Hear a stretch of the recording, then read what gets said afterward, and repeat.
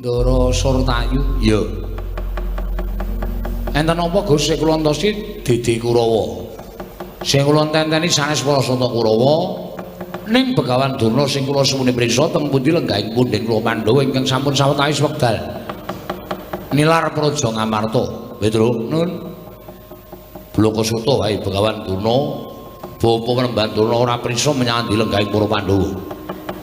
Mulane kowe takon karo Bapa Penemban Durna, aku sing bakal meni mangsulan karo kowe. Lajenengipun sinuwun utawa Penemban Durna pun tetela wis cetha nek ora ngerti. Ya pancen ora prisa. Lah nek ngoten gampang mawon nek pancen ora ngerti ya Penemban Durna lunga saka negara Ngastina. Lah terus sampeyan rawuh mriki wigatosipun aku dijauhi dening Paman Sengkuni kinen nyekel karo kowe.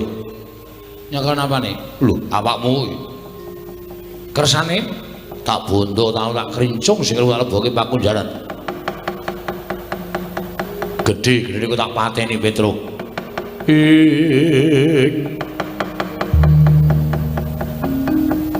Kagat risang kapirang uri nangkul kinempet kempit dosang regnaning bawana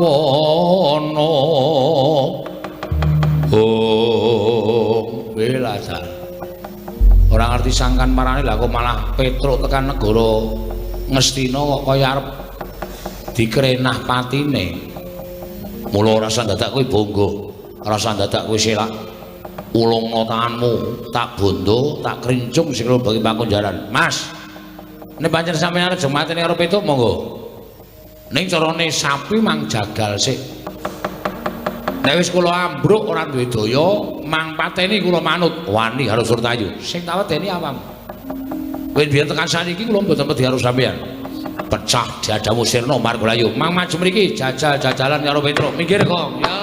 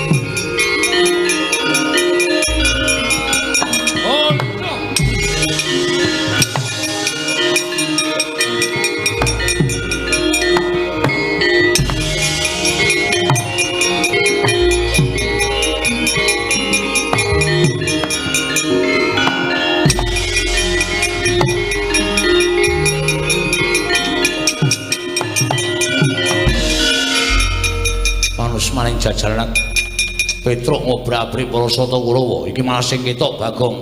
Iki Petruk ngejak aku, Mas. Nek aku ora tumandang karya, nek aku ora nyambut gawe dikira aku ora ngewahi karo Petruk. Lho, wani karo Kartomarma. Aja kok ming Kartomarma. Karto ndelosor aku, Mas. Wih, iki merganing patimu sirna dening aku. Ayo, panggau tak ayoni. Kene marganing patimu Singalena Prabing Lalis lakon dadi penjangkamu. Iki merganing iki arep wis kabar. Kok meng ngono-ngono wae. Mati dening aku. Ku gatheng sirahmu wae mau karo Marma.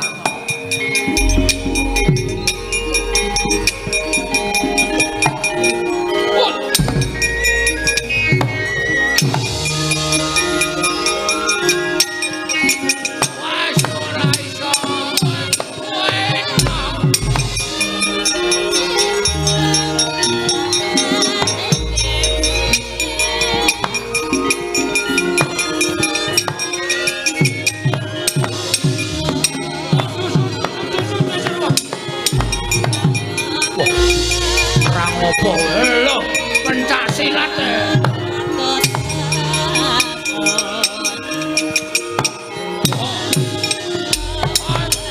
mati we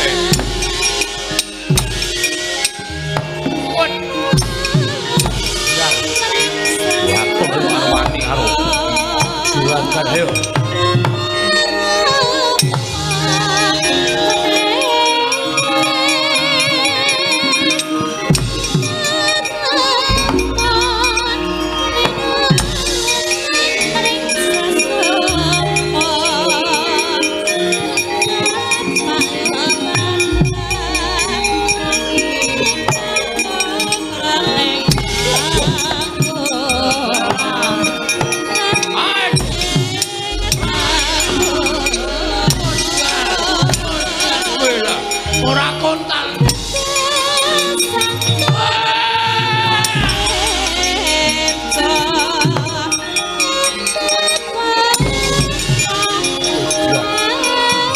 padake bal rene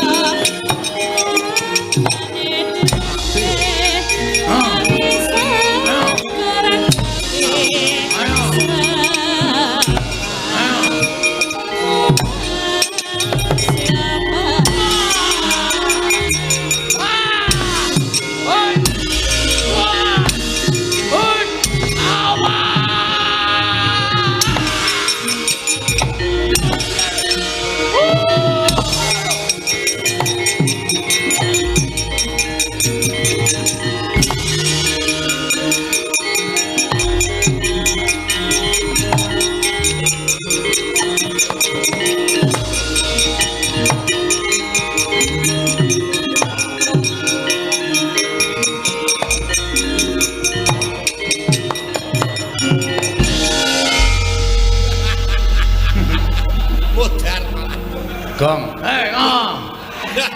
ngantel jasmu ya. Ora kok. Iki ngopo Gong kok matane abang. Mendem ya. Oh, ayo mulane. Aku nek ora ngene iki ra wani, Truk. Ngombe apa ya? Spiritus. Lan saiki ora ana golek minuman ora ana. Spiritus tak kake Coca-Cola ombe. Dilalani. Waduh, payah kowe. Kok kene, Truk? Iso kene ngono. Wong arep perang kok dadak gedhekke ati ngono kuwi ora entuk kon gedhekke ati. Oh, kapokmu kapan kowe? Ayo. Haji kono. Ngopo kok malah muring-muring dhewe? Asma lasirun mlaku-mlaku. Lasirun iki sapa? Tukang eson. Ora tungguson mlaku-mlaku ndasa asikanan. Oh, sapa-sapa kok. Asma. Tenan. Ayo kesel yo. Dadak mbeni barang ping arep perang Karto Marwa dadak perno-perno. Ora sampeyan mlak trajangi dhewe le. Oke. Hati-hati ya, Truk. Ana kira-kira wae alah ngomong aku sae. Oh iya. Ana ngene ya. Ngerti ora sapa. Ha iya. Ora pandang brutu apa? Pandang brutu, pandang bulu. Aduh, mumetan aku. Ya ora usah maju, tak maju. Sone aku nek konangan mata keplak yo kok. Wong luwih rapi kok dienggo. Ulung sawangan. Sawangan aku. Ora dari namane to. Ngono ae dari namane. Ya sing kok ndang duwe ning kene rasa perang. Nandang. Jika aku ditinggal dhewe. Awar turu ning pangkone sindan-sindanan. Ndur sapenake dhewe ora arep ngusah-ngusah nang kene. Ben pengen. Ya.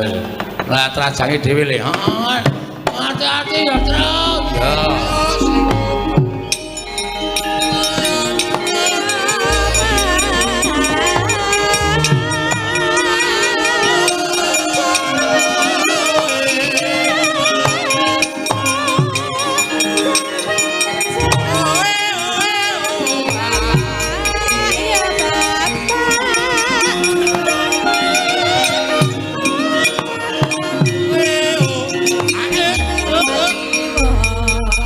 Jah kula man.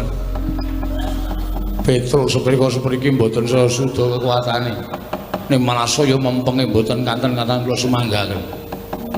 Kowe iki pangeran pati kok kalah karo Panakawan. Nyatane kawon diun menapa-menapa kawon yo kalah ora sedak kok ngomong.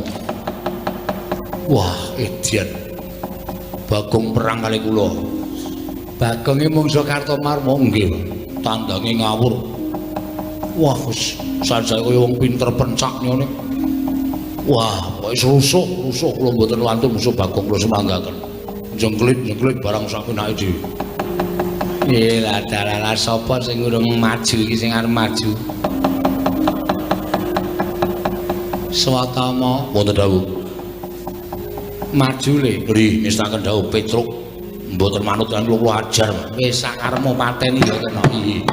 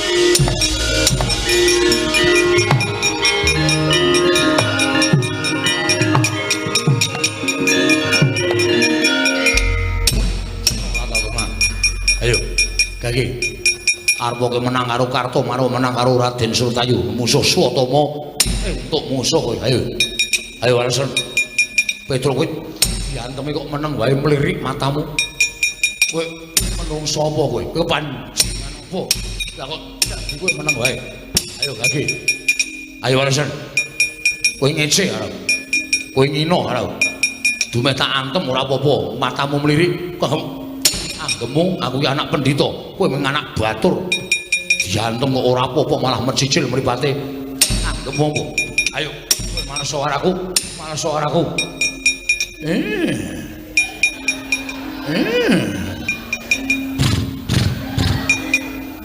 tuprok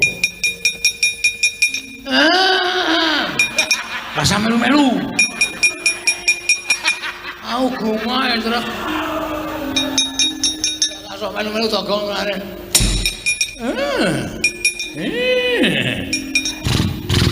Tuprok. Kowe diantung kok malah hahi.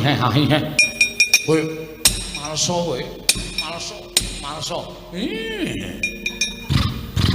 Tuprok. Kowe anggap apa kowe? Ora sembrono ngono. Aku ki anak pendhita Lah kok dadi koyo diantem kok ingahe. Tuprok das mantes. Iki diantem malah ingahe. Bro. Lho.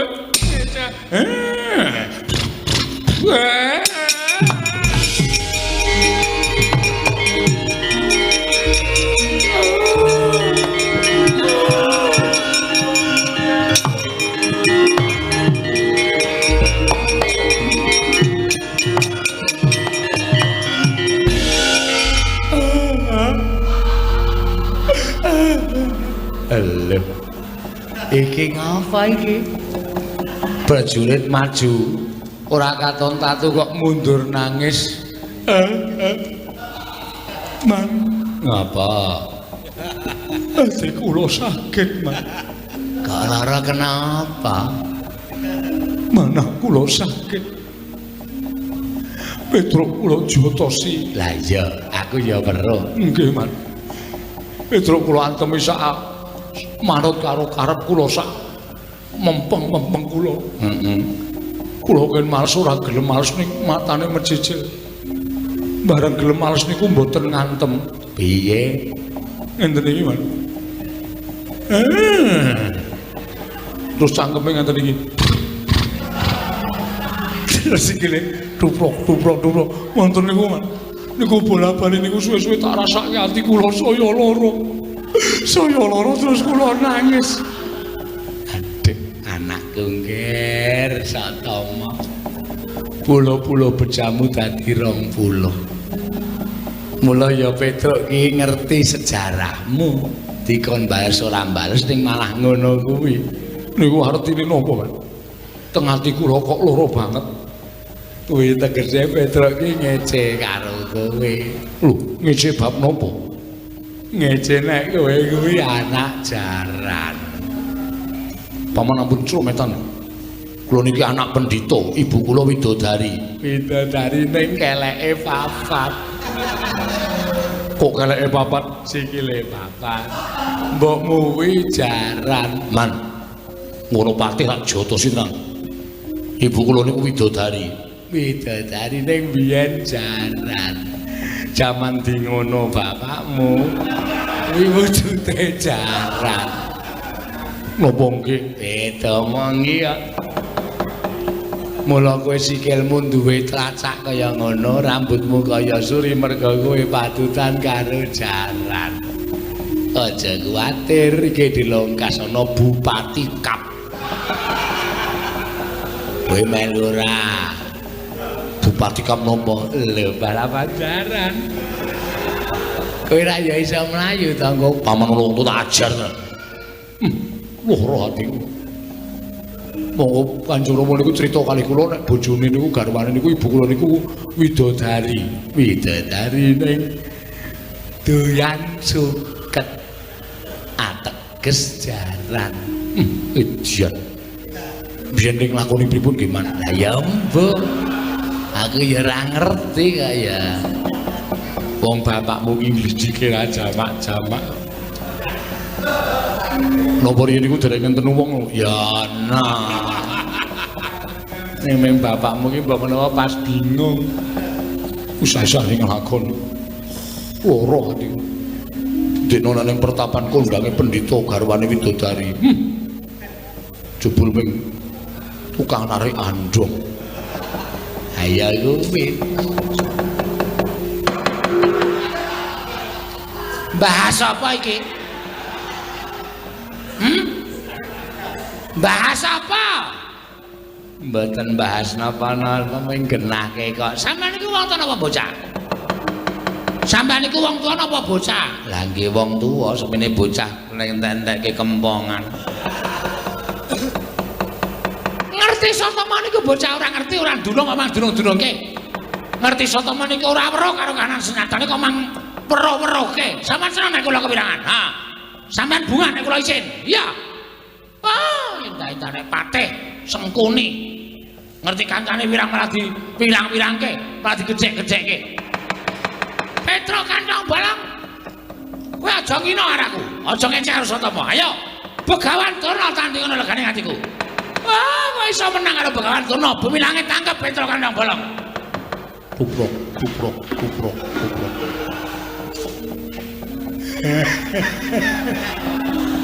Kono guyu kono. Bahagia. Hah? Sukacita kowe. Nek ana wong kepirangan kok senenge ra jama-jama penyakit ora. Ayo Petro. Adu atos sing balung mleting kulit. Yen perlu kowe nggawa pusaka. Pusaka apa? Aku ora bakal wedi. Ayo kono kan masuk lekane atiku. Tubrok, tubrok, tubrok. Tubrok, tubrok, tubrok. Tubrok. Tubrok. Isih mentem. Tolong rungokno.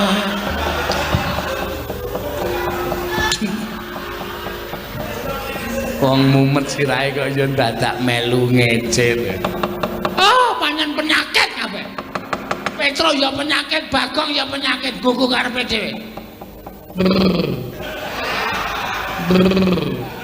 Iya.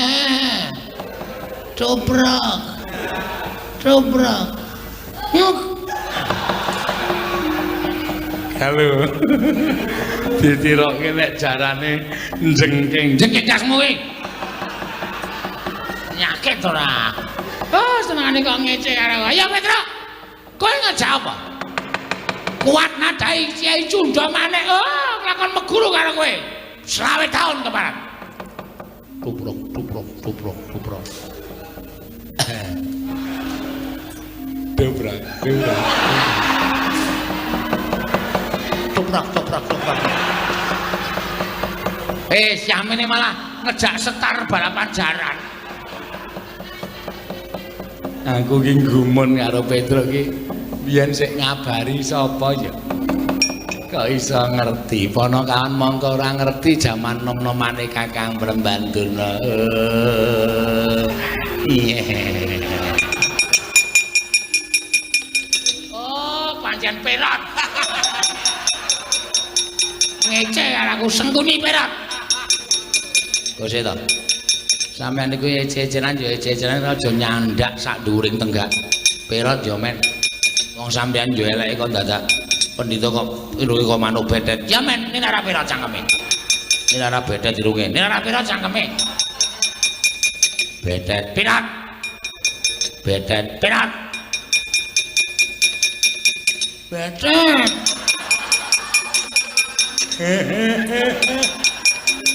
Bagong tak linggis ndase tenan kok.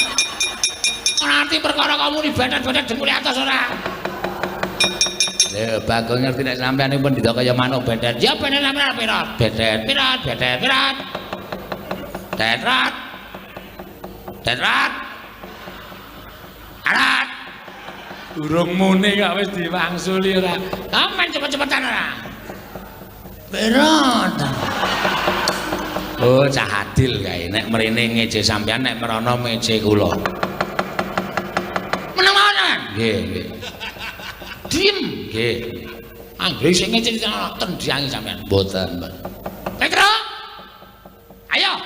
Mrene yo. Tandang ana bedet. Aduh. Syukur. Ayo kowe ketuntu ora. Ora gelem muntur ning padukan kabedetan. Piye ya iki? Sik tak raup sik dipate. Nggih. Dak ketuntut terus ora. Nek sampean mboten raup, kula percaya malah mangke sampean ming munamuni bedet terus. Mergo sampean niku gampang eling-eling kata-kata sing pun mangucapke. Mergi nek mboten sampean mikir mboten dadosaken Perot ing Menggar. Iki iso bebayani mergo nek sampean maju ra beto Kiai Perot. Aku gak iya ta iki. Nek ora raup. Sik ta, lagi kula nggih raup. Kula yo klera-kleru e. Ame raup kok genah sampeyan iku ngerti ora nek raup niki banyune bedet banget. Lah. Sampeyan madiri kok mengki ndak ketularan oleh kula Perot. Aduh. Ah, gugu karepe dhewe panas wae jajaran. Petro ketiban Kiai Cunda maneh ora jeblok ketemu jebul.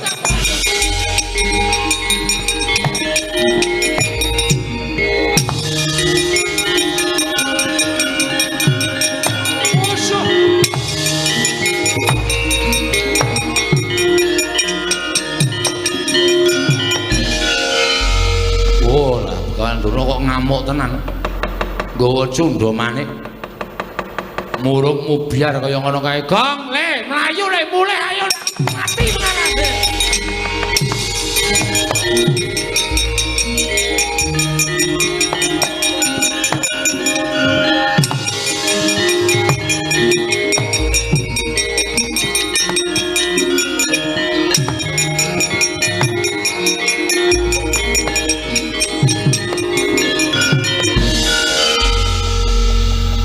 Petro. Nggih. Oh diar. Rono ketemu Durna, rene ketemu Sinuwun Mandura. Petro kantong kala. Gawe geger negara Ngastra, menungsa apa kan? Glandang ning kono. Kelungkung.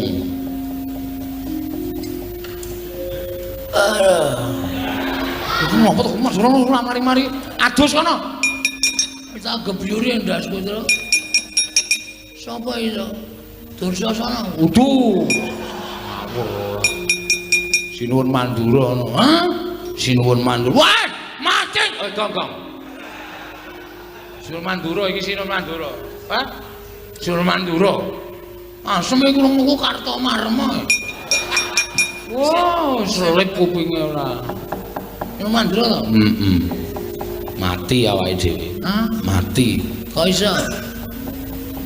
Durna saka kono, Sinuwun Mandura saka kene. Kono cundha manik, kene nenggala. Waduh. Piye, Tru? Ai sembuh. Pasrah wae.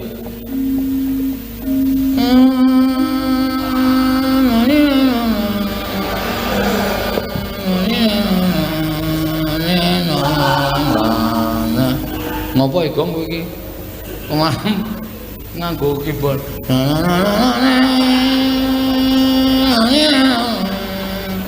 Kuwi lagu apa kuwi? Ratapan anak piru. Sedih ta, Tru? Iki nggo ngiringi dhewe modar. Oh. Betapa mujur nasibku. Malang, aku seneng mujur. Malang ya ora kena. Ampe nek mujur. Lambemu lah Petro, nun. Saka ndi kowe? Saka Ngastina. Lho, ngopo Ngastina? Diutus karo Abimanyu. Abimanyu aku ngutus karo kowe. Nggih. Kowe seru ya omongane, Tru. Cetha nesu iki. Heeh.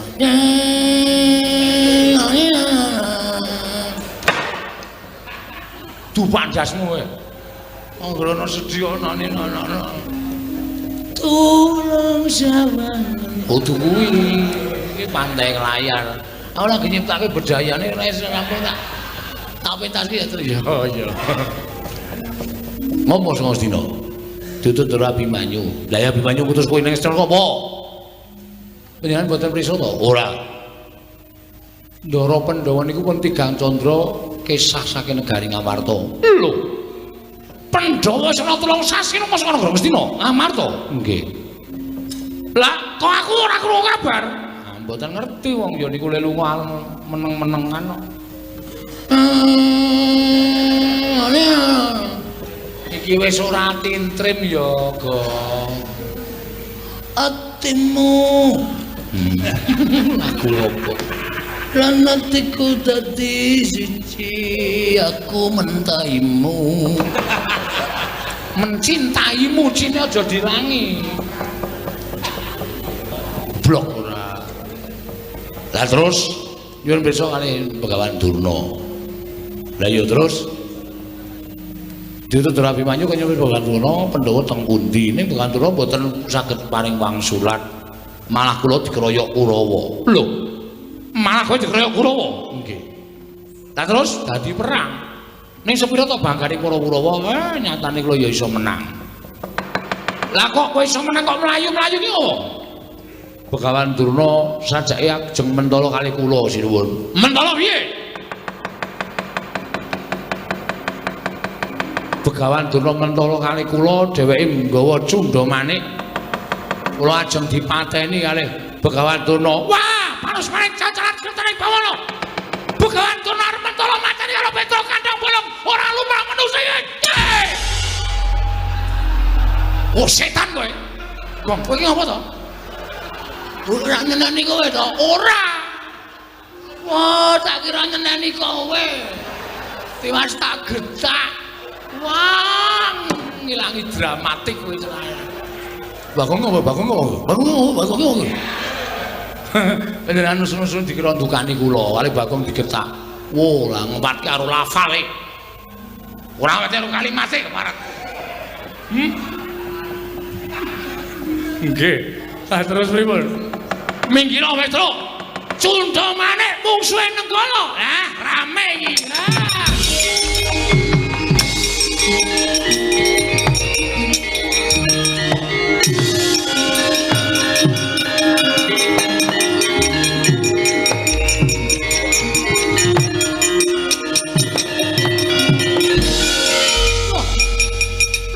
Prabu Mandura. Nggih.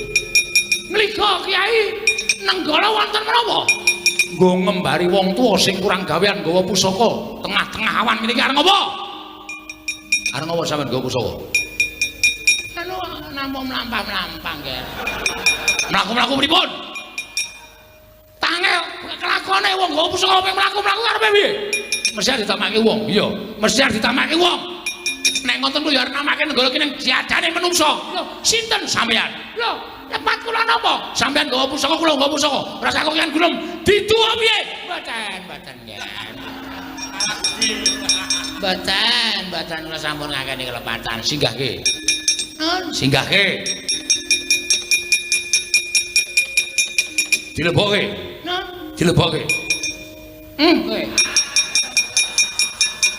Diwerangkake maksud kula. Oh nggih. Oh wis malah konangan kaya ngene. Wong tuwa sampeyan niku lho ngerti, nggawa Nenggala arep mateni Petruk to. Nah, sing nggawa Nenggala sampeyan. Cundha maneh ajenge mateni Petruk to. Sir kula ngoten. Sare kula tak takon karo sampeyan. Nggih. Petruk niku sapa? Petruk niku Pandhawan. Baladewa niku gedene sing niki tau kate dipong karo Petruk. Baladewa niku iso dadi ratu mergo labuhane Petruk. Baladewa iso mukti wibawa Cakrawati bau dodho niku mergo labuhane Petruk. Dadi nek ana sing arep nyikara karo Petruk, sing arep gendak sikara karo Petruk, sing arep minta Allah karo Petruk, Baladewa ora trima. Nggih, leres menika. Petruk nika ya gedhe labuhe tumrap negari Mandura. Petruk menika ya gedhe labuhane tumrap paduka anak Prabu Baladewa. Mila sapa sing arep mateni karo Petruk padha karo wani karo Sinur Mandura. Lah, sampeyan ngerti? Ngerti. Lah kok sampeyan arep mateni karo Petruk? Kula mengajeng mateni lampune Petruk kok. Mboten Petruk mengajeng mateni lampu ngarepan omahe Petruk. Lah kok dadak kok cundha maneh? Yen namung kagem giri godha dhateng Petruk kemawon. Anu mobil Petruk. Ngopo iki? Arep tiru-tiru sampean. Ning kata-katane ora cetha. Ayo Bali. Bali mboten Bali sampean gawe nesune Baladewa. Kula teng negara Ngastina digawe kagol ati kula. Kula sowan dados kono negara Mandura tekan negara Ngastina digawe kagol ati kula. Teng mriki ajeng gawe kagol. Napa kira-kira bukan turunan wani karo Baladewa? Langsung kan, langsung mawon.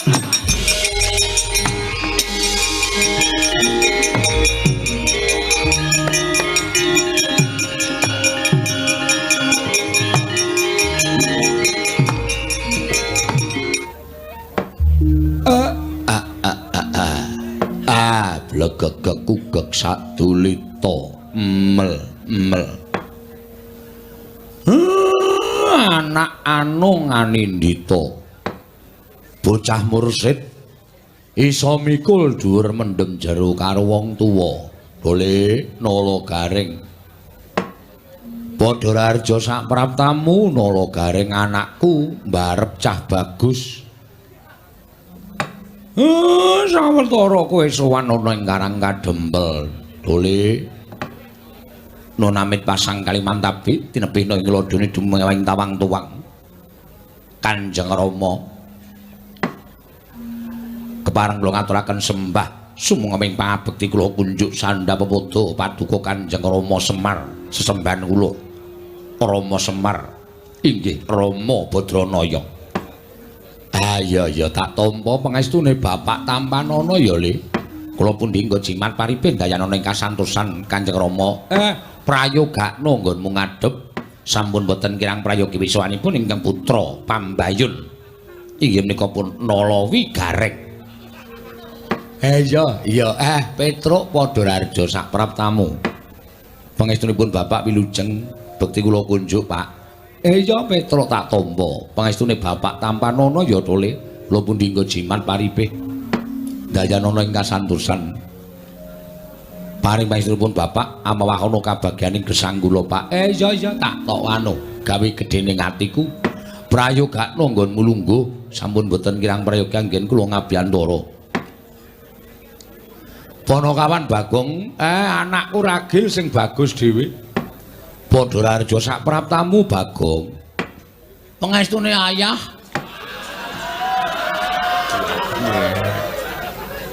Mbaya sing biasa wae kowe iki wis gerang tuwa kok ayah-ayahan. Men kaya nganu apa jenenge wong saiki. Ha iya. Pangestunipun ayah wilujeng dereng sambikala ayam. Lho. Barayah kok ayam? Ayah. Kepareng kula ngaturaken sembah sumungkeming pangabekti kula kunjuk. Iya Bagong tak tampa cah bagus. Pangestune Bapak Tampanana ya tole. Kula pundi nggo jimat paripin dayanana ing kasantosan pangestunipun Bapak amawana kabagyaning gesang kula ya. Iya. Prayogakna nggonmu ngadhep. Kok ora nganggo sandangan kaya kakang-kakangmu. Kowe kok nganggo kathok training. Mongko nganggo tali plastik. Kula saniki dadi atlet ya. Wah. Dadi atlet yo. Heeh. Lempar lembing. Apa kok? Lempar lembing. Lempar lembing ora sumuk, Pak. Ya wis ora apa-apa. Neng kene pancen tak gawe kepenak. Kowe arep nganggo sandangan apa wae sing baku. Tata kramamu ora mbok tinggal. Bagong, nggih, Bapak. Prayogakna nggonmu lungguh. Sampun boten kirang prayogi wiswanipun ingkang putra pun Bagong, Bapak. Ya. Ngene ya, Tole. Mesti wae kowe kaget apa to sababe kok nganti bapakmu nimbali karo anak-anak supaya sowan ana ing Karang Kadempel. Kejut raos sing manah kula, Pak. Daya-daya kula ngampiri Petruk tumrap kula sowan wonten ing Karang Kadempel ingkang wigatos nyadong timbalanipun Bapak Semar. Wonten menapa Bapak kok nglempakaken dhateng para putra sedaya? Menawi kepareng kawedhaning kathah wonten kababarna nanging mrawi wadi tumraping para tetangga lan para kawula padukan Karang Kadempel, monggo kula dherekaken manjing saklebeting Bali Wisma pepanggihan catur netra kelawan Kang Putra Punala Gareng. Semanten ugi kula, Pak. Nyadong dawuh Bapak badhe paring timbalan dawuh menapa kula nedya nganglungaken jangga nilingaken karna. Semanten ugi kula, Pak. Bapak gadah niat menapa? Menapa badhe ngendikaken piweling ingkang terakhir? Gong tak tunyu lho. Bapak iki urung apa-apa kok wis diomongke piweling sing terakhir. Mbok menawa Bapak iki wis tuwa kok. Kepareng Kang Putra pun Bagong cumadong dawuh, Pak. Wonten menapa wigatosipun Bapak Semar? Dorada maju le padha sowan. Iki wigati tumrap aku lan anak-anakku kabeh. Ning ora kok wigati pribadiku ora, ning ya ngembet marang kawula sak desa Karang Kadempel kene. Mula rada maju nggonmu sowan Nala Gareng. Nun nggih ngestaken dawuh, Pak. Nun nggih ngestaken dawuh, Pak. Nun nggih ngestaken dawuh, Pak. Handrah ingkang Pusitorum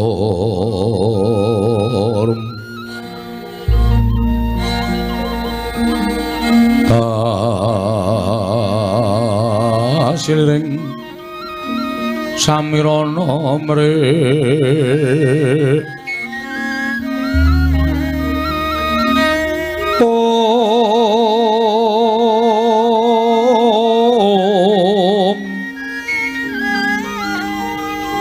Sekar Gaduh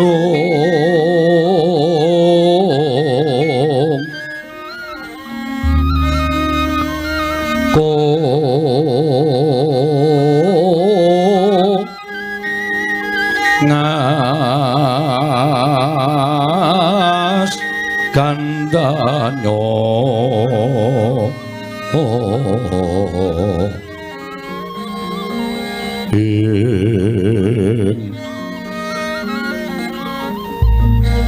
maweh raras renaning driya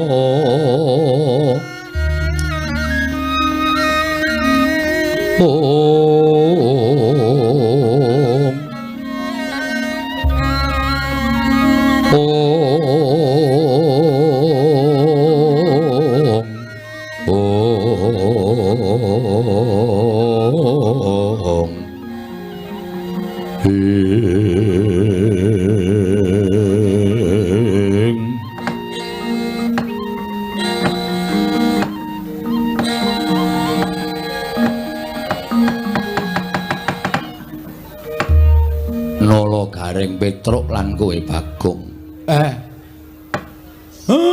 Bapak iki seneng. Bapak iki bangga. Bangga kok bangga. Bangga. Dene aku minangka dadi pangareping Desa Karangkadempel.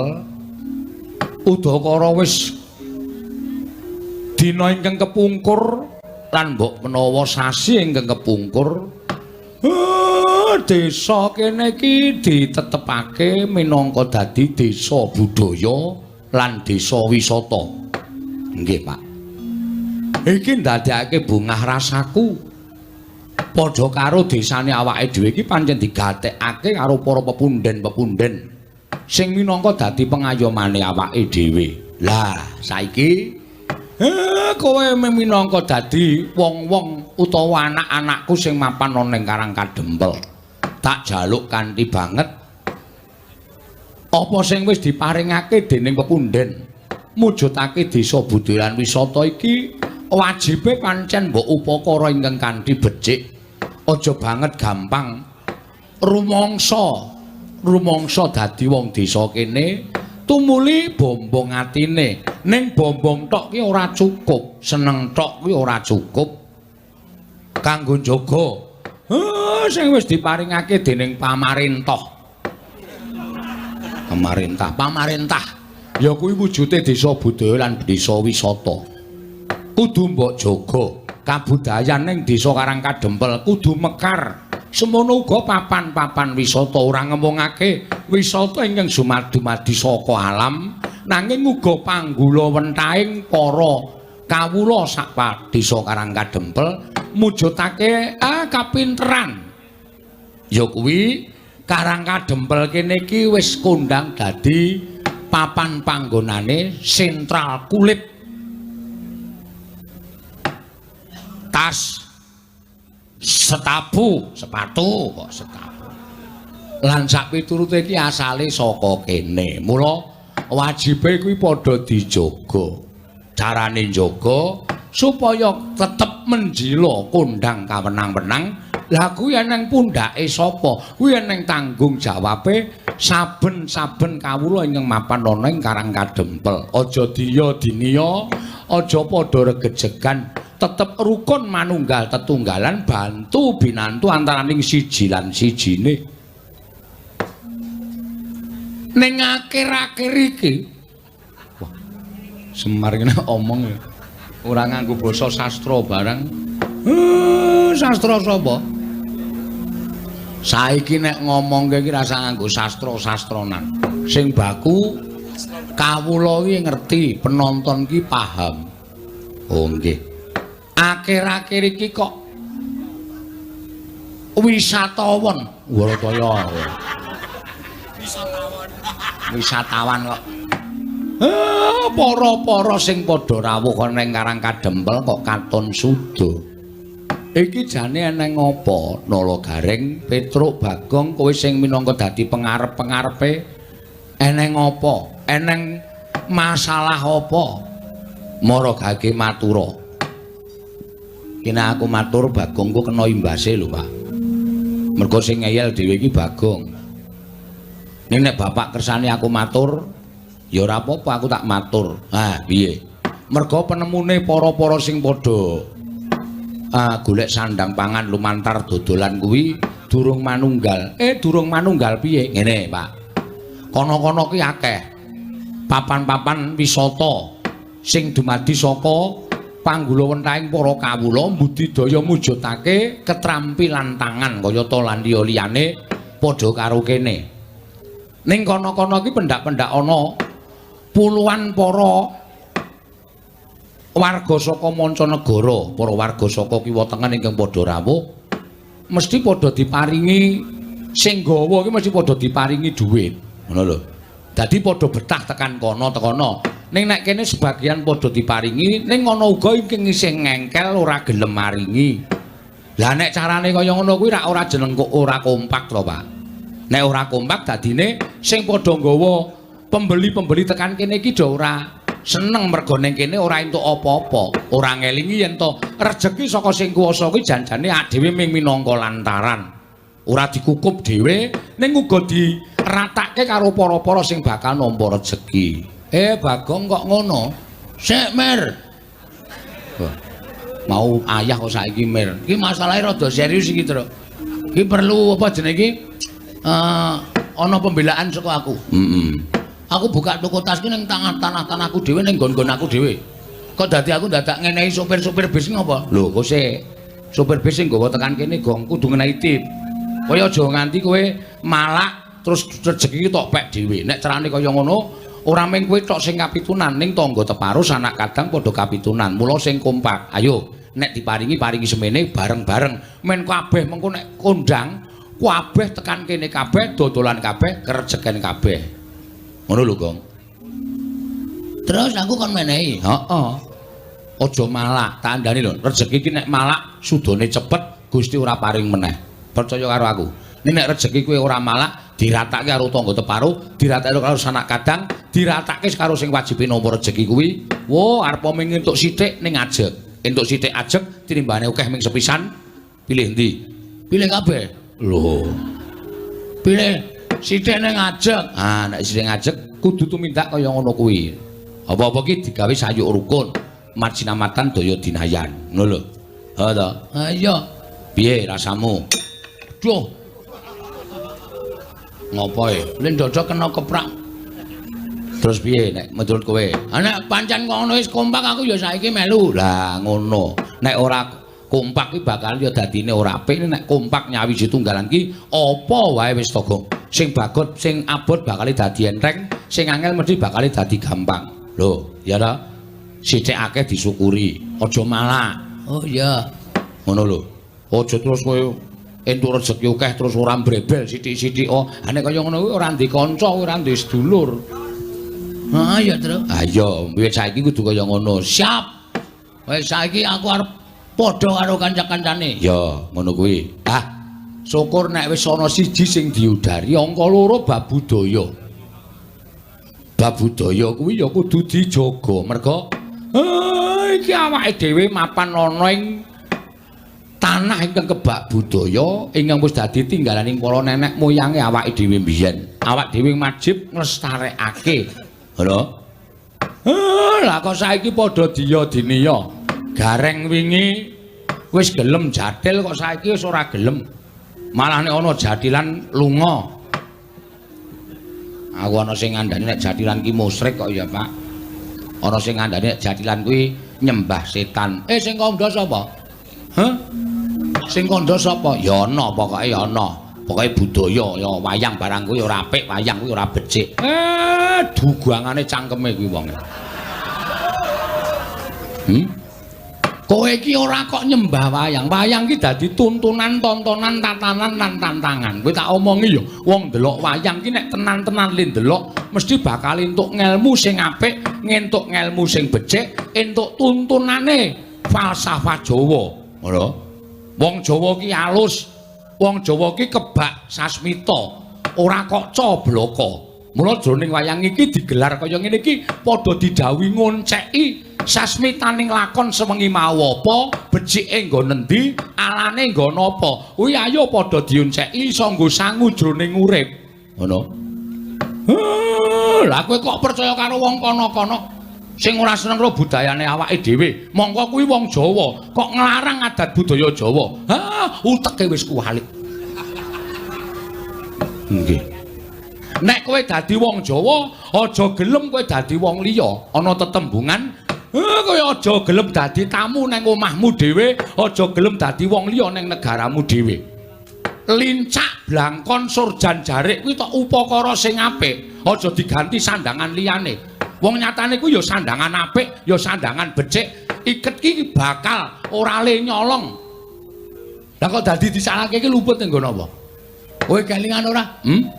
Wayang iki mbiyen dienggo nyebarke agama karo Njeng Sunan Kalijaga. Lah kok dadi ana sing muni kaya ngono kuwi? Nek kira-kira isih seger mangan pari tanah Jawa, isih wareg mangan wari tanah Jawa, isih seger ngombe banyu tanah Jawa, ayo do nguri-uri kabudayan Jawa. Ana tetembungan di mana kaki dipijak, diisi tu langit dijinjing. Tegese nek di papan kowe mapan ki ngreganono budaya kono. Aja kok malah tok singkang-singkang, kowe ora ndek tangga, ora ndek kanca. Urip ki ora iso nek ora bebarengan, urip ki ora iso nek ora sesandingan. Sok nek mudar arep mangkat nang kuburan dhewe apa kowe? Nggih, Pak. Kowe kudu duwe jati diri. Lah iki lho. Wong ki nek ora duwe jati diri, wekasan ora iso ngendhaleni diri, terus ming rubuh-rubuh gedang. Kancane gayeng ngalor kowe melu ngalor, kancane gegeran ngidul gayeng ngidul kowe melu ngidul. Mergo kowe ora duwe jati diri. Mula jati dirimu ki ketokno iki lho, jati diriku wong Jawa. Ya aku kudu tresna budaya Jawa, ya aku kudu seneng budaya Jawa. Wong kuwi budayaku, kuwi budayane leluhurku. Ngono. Kampleng ya itu. Sapa? Sapa? Gareng iki. Lho kok gareng iki? Gareng iki ming kurban kok. Gareng iki ora salah kok arep dikamplengi ora. Sengit aku. Mulane saiki kok sing teko latihan jatian kok kurang siji iki bol gareng iki lho. Kowe iki apik lho reng dadi celeng. Celeng matamu kuwi ora. Ora ana sing iso kaya kowe iso bijek-bijek merga sikile pincang. Nan, trampe lemu joget mula aja. Kuwi iki ora apa-apa nek. Wis ta? Ora apa wong kuwi iki mung budaya. Jroning atimu aja nganti kowe percaya karo kapercayane liya kejaba mung percaya marang panguwasaning Gusti Akarya jagat ngono. Sing kandha sapa kuwi? Ya ana kuwi sing nyebutke kuwi engko nek kowe nglakoni kaya ngene iki dosa. Kowe nek nglakoni kaya ngene iki dosa. Lah iki lho, Pak. Aku ora seneng karo wong sing sithik-sithik ngarani dosa. Sithik-sithik ngarani dosa iki apa dhek iki ponakane sing gawe urip apa? Sing nemtokke dosa iki mung Gusti. Ngono lho, Rek. Waton kowe ora nyembah jarane, kowe ora nyembah karo demite, kuwi ora apa-apa, kuwi budaya. Ya, Tru? Ngono lho, bener. Bagong ki arep wong kucruk ngene malah pikirane cerdas ngono lho. Ayo to, ora sandadak piye-piye. Oh iya sesuk tak menyang truk. Wis kowe iki ndek jati diri. Iki budayamu kok arep ugrek-ugrek. Lah, nek wis kowe eling saiki aku tak omong. Nggih, Pak. Aku ki rak kepengin bangun desa. Bangun menah. Sengit ta anggere titik-titik bangun, bongan bangun. Kaya materiale iki cukup. Sik to, Gong, kose. Kose. Aja nesana susih. Kuwi kok njur titik bangun, titik bangun. Ah, jan wis ngatimu iki karepe piye to ya? Ngatimu iki sapa? Pokoke bakule tas pojokan kaya wong mblegentong dhewe pancen. Wanto. Ayo. Titik-titik bangun, bangun. Heeh. Semari nganti kesel aku iki mbaya wis man. Liyane jalukane kuwi engko ndak duka. Ndak ora seneng. Nganti aku iki ngarang lakon ning panggung lho. Mergo mung bungan bangun. Ngladeni para penonton ki kudu beda. Ayo ngene iki iso pecah ndase suwe-suwe. Ha iya. Nek yo ngene lho, Gong, malah justru kuwi dadi pamecut tumraping kowe. Kudu selalu berkreativitas, selalu berkreasi. Engko nek kowe ana ning nggon streaming ditulisi Semar Bangun Desa, ngono kuwi terus cok jejerke beda. Ora ana tokoh-tokoh sing biasane kuwi penonton tertarik. Lho, kok ngene? Piye iki kok critane? Ngono. Ngomong iki karo iso wae kene iki. Wis ndase kesel. Ayo kudu dilakoni. Wis kesel bayare ora full. Pak Desa anu Wanto ki sapa? Kowe karo Kyai Manding ki piye? Kowe ditimbali nang kene ping bola-bali. Oh, aku nek ora tresna ora lho. Ha iya. Kabeh iki manjing dadi sedulur. Mula sing jeneng budaya iki ora kok mligi menggo golek dhuwit. Heeh. Ning nggo srawung karo nggo ngibadah. Darmaning wong seni iki ngene iki, Tru. Oh. Dharma iki tegese kewajiban nglakoni urip bebantu marang sak padha-padha. Lah, aku isane nyumbang ya mung nyumbang kaya ngene iki. Heeh. Nyumbang lumantar seni, nyumbang lumantar budaya kanggo ngatonake tresna karo pepundhen-pepundhenku sing lenggah ning manding kene. Iya, ya bener ngono, Gong. Heeh, ora apa-apa, ora masalah. Terus piye, Pak? Kersane? Aku pengen bangun desa. Piye? Areng kowe dicor ya? Yo. Apa Siwanto ae dicor. Dideke nang protelon kae men. Nggo dadi apa jenenge iki? Anake wae dicor. Oh, anake wae, Pak. Aja. Lidike ra jamak-jamak. Kok sik bangunku kuwi ya mung sarana bangun lahir lan batin. Tegese bangun lahir kuwi wewujudan ingkang kasat mripat, bangun batin kuwi bangun bebarengan ayuta. Saiki rasa pangrasa ati pikiran ditunggalake. Awake dhewe iki wong sak desa. Yen wong sak desa manunggal tetunggalan dadi apik, wis to, percaya. Desa tanggane sesuk mesti meri. Nek desa siji dadi desa loro dadi kebak karukunan, desa loro dadi desa selu, dadi sak kecamatan, dadi sak kabupaten. Munggahe dadi sak negara rukun apa ora kepenak uripe awake dhewe. Bener Pak menika. Ling terus kersane Bapak pripun? Niki anak-anak mung kari nderek, anak-anak mung kari manut kersanipun Bapak Semar. Nggih. Kersane Bapak pripun kula kantun nderek. Nggih. Kersane Bapak pripun kula kantun nderek. Aku ana syarat-syarat sing kudu dilakoni. Syaratipun menapa, Pak? Syaratipun menapa? Syarate apa, Pak? Apa anak-anak kon urunan semen loro-loro? Semen loro-loro nggo ngapa ora? Ayo mbantu Bapak, kowe wedi reng. Sakrit kowe. Sing setengah arit ditibake ning Karangadembel, setengah arit kaya omahmu. Nggo apa? Guru ki kowe. Ya, karaku kok sia-sia iki ngapa tegang ora? Aku iri karo kowe. Heeh, ya wis ben bejane dhewe-dhewe kok. Jantenan kowe iki. Ngene kas wis-wis. Wis ben ora apa-apa. Ha iya. Semono gareng iki. Wah, remuk awake karemu. Ya wis ben wong iki senengane ngopo to. Heeh. Kowe arep dikai jaket reng karo sapa? Karo bakule kulit. Oh, ning ora ana ukurane jaket kok ukuran U. Apa kok jaket kok ukuran U? Paling cilik kuwi. Ha iya. Terus kersane Bapak, aku tak ngandhake syarat-syarate marang anak-anakku kabeh. Nek kira-kira aku ngandhake syarate kowe iso mujuti apa ora?